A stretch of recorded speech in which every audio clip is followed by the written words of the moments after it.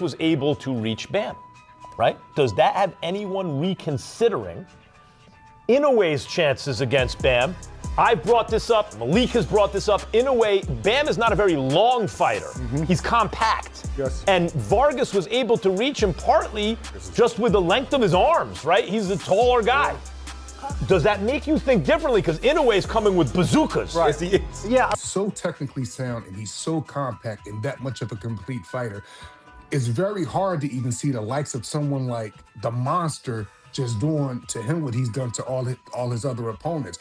I will go on record and say when Bam fight Inoue, I would consider this Inoue best opponent, especially as far as quality.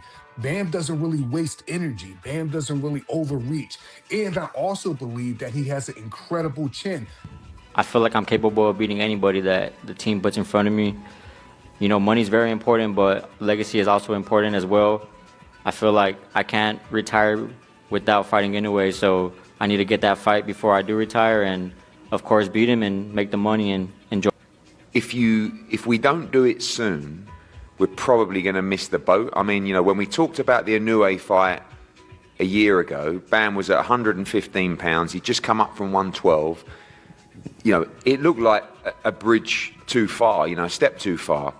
Being at 118 and being one division away makes it much more realistic, but that was his first. You know, I know there's weight classes for a reason, but I don't think the step is too far for him at 122. But I do think it's a disadvantage for him against Naoya Inoue. I mean, it can only be when you're fighting a much bigger guy, and that's what he is. But Robert and Bam are going to have to weigh. You got to go up another weight class to fight Inoue, and Inoue has been a consistent puncher. Even though at this weight class, Inoue has not been the puncher, he's been at the lower weight classes. Bam is also a naturally smaller guy, so the power of Inoue, you would figure, would be something that Bam would feel if Inoue lands those big shots. Jesse "Bam" Rodriguez just stepped into the home territory of a dangerous and highly driven Olympian, then dismantled him completely to secure a world title in a third separate weight division. At first glance, it appears to be a perfect rise toward true greatness.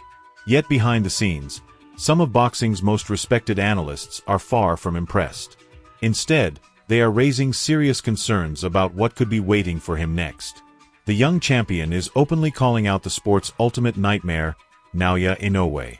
But when the fight footage is examined more closely, this bold challenge may actually be a carefully disguised trap. Overwhelm him with the speed and the power and the combinations, piercing the high guard the way Antonio Vargas did. The reason why I think it'd be really interesting, you're talking about all the tape being out on a fighter that other fighters get to study fight after fight after fight, and they get more data on you as the whole boxing world watches you. I also know Inoue can be vulnerable in between punches, and I think Bam Rodriguez is brilliant at punching in between punches. So I think that fight stylistically could wind up being the more exciting fight than the Nakatani fight was, which we talked about, was very tense, was a high-level chess match. But I think when you look at it, that when he gets comfortable, and that's a big question in a way fight. Max Kellerman was among the first to pour cold water on the excitement following the victory. Although Kellerman has enormous respect for Bam's almost magical footwork and his ability to produce angles seemingly out of nowhere, he raised a serious and uncomfortable question about whether the young star is actually prepared to face such a monster. Kellerman points out that moving upward through these smaller weight divisions requires a completely different physical adjustment. Each step up can mean surrendering a significant portion of the natural size advantage a fighter normally possesses. Facing a fully established finisher like Naoya Inoue at 122 pounds, therefore, is not simply another difficult test.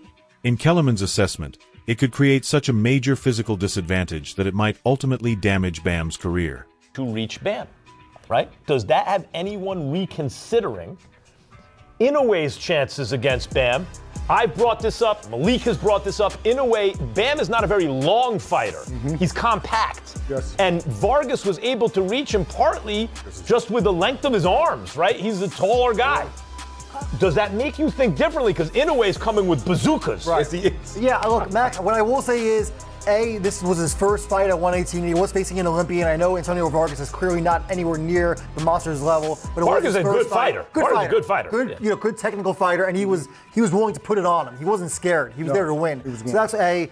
He'll have another fight, before he fights in the monster. He'll get more acclimated, and I do think that really Bam's youth and how fresh he is kind of neutralizes maybe the gap in But size. that's another weight division up, too. Yeah. It's not just that he's fighting. Going up again. What do you think? The technical experts and top-level trainers watching from behind the scenes are noticing the same frightening patterns. Former heavyweight contender and elite trainer Malik Scott went straight to the footage to pinpoint the exact areas where things could potentially fall apart. Scott made it clear that he has little confidence in Bam's tendency to depend on an earmuff-style high guard when facing a dangerous opponent of this level. Antonio Vargas is a technically capable fighter, but he is not known as a devastating puncher. Even so, his considerable reach advantage allowed him to consistently find Bam and land clean shots throughout the opening 4 rounds. That earmuffs defense against the monster, I really don't. It makes me ask questions because he could probably. And you could hear that through the earmuffs. Yes. You could hear that sound through the earmuffs. So Malik, so you're going with the monster then. So I'm going to go with Bam then, if you're going monster. Oh, you going here? Word to Devin Haney. Yeah. But real quick. The betting lines just moved. Right. So you lucky he's quiet. I'm going with Bam. Yeah. Going with Bam. Bro, Bam to me is like Jalen Brunson mixed with Saquon Barkley, home. I can't. Ooh, that's a good one. He kind of is. Yo, he got power with both hands. He can move. Monster got footwork. Monster And he has a great trainer, Robert Garcia, who But makes the monster adjustments. footwork ain't like Bam. No, Bam's is better. And way better. Yeah. And The another monster's thing is, a little heavier-handed, I think. Yeah, that's why I'm scared. I'm thinking about how you. That's why I'm scared of when you that. talk, yeah, but I think he's gonna fight him Yes. differently. Though I think he'll fight him differently. I think with great fighters like Terrence Crawford, I hate to use his comparison. He's so great. But like Terrence, he showed me so many different styles to beat certain different people. You know what I mean? I think Bam's in that class. The brother just said this. He said, "Yo, He beat everybody the same way." He said, whatever way he wants, whatever he wants, I'm gonna say yes to it."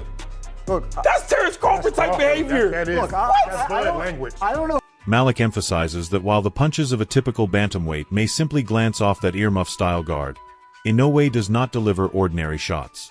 He generates explosive, devastating power, firing crushing punches that are capable of breaking through a tight high guard rather than simply being blocked. Those heavy shots can damage the arms and hands protecting the head, disrupt a fighter's defense, and create serious consequences the moment they land cleanly. Max, I know the direction you're coming from with that, and what you're doing, you're basically talking about he's so technically sound and he's so compact and that much of a complete fighter. It's very hard to even see the likes of someone like the monster just doing to him what he's done to all his other opponents. I will go on record and say when Bam fight Inoue, I would consider this Inoue best opponent, especially as far as quality. Bam doesn't really waste energy. Bam doesn't really overreach. And I also believe that he has an incredible chin. I've seen Bam get cracked, but I've never seen him rattled. Like, you know what I mean? I've seen Bam, get cracked and come right back with shots. He just checks the box off of anything that has to do with a fighter being complete. Anything. Besides the long limb thing that we talked about earlier, Max, at one time, I wasn't sure if I could see him beating the monster, but now I do. And this fight right here, what he's going to do to Vargas, in my opinion, this won't be the measure of that because I just don't see him having no problems with Vargas at all.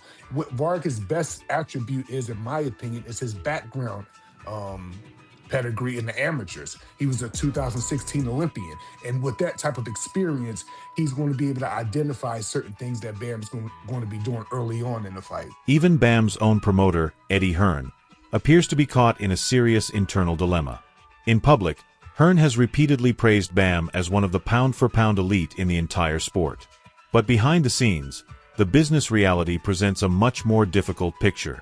Hearn has openly acknowledged that moving up to face Naoya Inoue in a higher weight division would put Bam at a major and undeniable physical disadvantage. The Inoue fight a year ago, Bam was at 115 pounds. He'd just come up from 112. It looked like a bridge too far, a step too far. Being at 118 and being one division away makes it much more realistic, but that was his first fight there tonight. And I think, I'm a little bit of a fantasist when it comes to matching fights. For me, I know there's weight classes for a reason, but I don't think the step is too far for him at 122. But I do think it's a disadvantage for him against Naoya Inoue. I mean, that's it can only be when you're fighting a much bigger guy. And that's what he is. But Robert and Bam are going to have... The promotional team is facing a race against the clock. If they wait for Bam to fully develop his natural strength at the higher weight, Inoue could vacate the division and permanently move up to featherweight. Hearn understands that they are essentially gambling with the fighter's entire undefeated future. They must decide between accepting a dangerously early mega fight in December or January, or waiting too long and potentially missing the biggest financial opportunity in lower weight boxing history. I think it's going to have to be, and it will be, an attractive offer in the respect of it's really, I don't want to be disrespectful to Usyk because, but he is coming to the back end. You're really looking at pound for pound number one v pound for pound number two, whichever way you want to call it. And that's very rare in the sport. It's a mega fight in Japan, mega fight worldwide. I think if the offer is right, I think Bam and Robert will do it. I don't think they have any fear of doing it. And Bam's the kind of guy that he really wants to get stuck in to those kind of fights now, rather than when he's 29 or 30. I just get the flavour from him. Like going into this fight here, we could have had a voluntary defence, and he just wasn't interested. He was like, no, what else can we do? I was like, well, you can go up again and fight another. Yeah, that's what we want to do. And I just, he wouldn't have a voluntary defence at 118. It would only be a unification that he'd be interested in. And if the Inoue fight comes, I don't think you'll get too much from him in a minute. He'll just say, I'll fight whoever. But that is the genuine truth, and it will be up to me and Robert to... Making things even more complicated, we now know that a major backstage dispute nearly spoiled Bam's night before he had even stepped out of the locker room. Reports began circulating about a heated confrontation between trainer Robert Garcia and the local athletic commission during the pre-fight hand-wrapping process. Garcia had apparently completed the wrapping on one of Bam's hands when inspectors suddenly intervened and ordered the entire wrap to be removed, arguing that the protective padding being used was not permitted. Bam's corner was reportedly furious, and that sudden tension created serious mental pressure that could have disrupted the fighter's concentration only minutes before the opening bell. You guys fill us in on the hand wraps. We heard buzz down in the media section, but really didn't get any clarity what was going on with the hand wraps. Look, I could explain that. It was. While Bam successfully managed to shut out the locker room chaos and still score the knockout, his own post-fight remarks suggest that emotion is driving him toward a dangerous decision. The 26-year-old openly told reporters, "I can't retire until I fight Inoue." What matters mostly, the money's going to be there, but I'm sure that there's a feeling that you want to win the fight. Did what happened tonight make you feel like my power will carry up and I can win that fight and secure my legacy? I think so. I feel like I'm capable of beating anybody that the team puts in front of me. Money's very important, but legacy is also important as well. I feel like I can't retire without fighting Inoue, so I need to get that fight before I do retire and, of course, beat him and make the money. And he candidly acknowledged that Vargas' punches felt significantly stronger than he had expected, indicating that the move up in weight may already be affecting his natural durability. However, his intense pursuit of a lasting legacy could be causing him to overlook the serious physical dangers ahead. Bam is flatly turning down comfortable voluntary defenses, demanding unification bouts or fights that can immediately establish him as a legend. Everyone talk about your power, but you faced a bigger guy today, and you were touched a little bit, compared to the last few fights. So did you feel his power? I did. He had a bit more power than I expected, but I was expecting that moving up to 118, a different weight class, more weight, bigger opponent. So I knew what I was going inside the ring, and I knew what to expect. So it was nothing out of the ordinary, but I did feel it. Hey, Bam, congrats. Again, another division, another belt. Great performance, man. I know we're all playing matchmaker, so I'll tap the brakes on that a little bit. There was a local legend in the building today, a little guy who essentially set the stage for you guys. Michael Carbajal was here, and I talked to him, and he told me how proud he was of you. How does that feel, man, with somebody who's got a silver medal and the legacy that he's had, to say that he's here to see you and how proud he is of you to do what you're doing, not just in the industry, but specifically here in Phoenix? Yeah, I think it's badass. Carbajal, he's a legend, especially in the smaller weight classes. He has some great fights. So the fact that he came here just to see me means a lot to me, and I'm glad that I was able to put... This relentless ambition has reportedly pushed Robert Garcia to quietly apply the brakes. The experienced trainer understands that Bam is still young enough to make significant improvements, which is why his team is privately advocating for a measured step before taking the biggest risk. The more sensible option would be a unification fight against a dangerous champion such as Christian Chispa Medina, giving Bam valuable experience while allowing his body to properly adapt to the new division. Robert, it seems like you're the guy that's going to make the decision on this. So what do you think now that the fight is over? Is he ready for 122? Look, the thing is that it's I don't know why is there so much back and forth, you know. If I'm not mistaken, from what Eddie has mentioned, that sometime in late January or February the fight could happen. Well, then yes, that fight could happen that day. But why can't we get one before that? You know, that's as simple as that.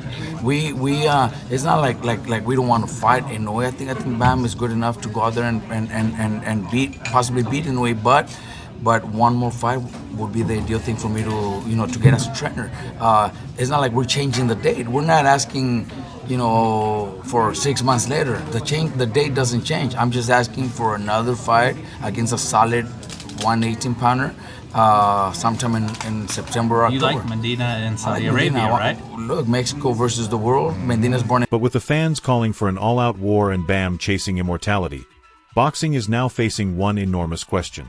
Is Jesse Bam Rodriguez a once-in-a-generation talent capable of breaking every physical limitation?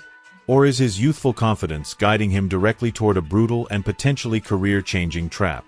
Share your prediction in the comments. That's all for today's video. If you enjoyed it, make sure to hit the like button, subscribe to the channel, and turn on notifications so you never miss our latest uploads. And as always, drop your thoughts in the comments below.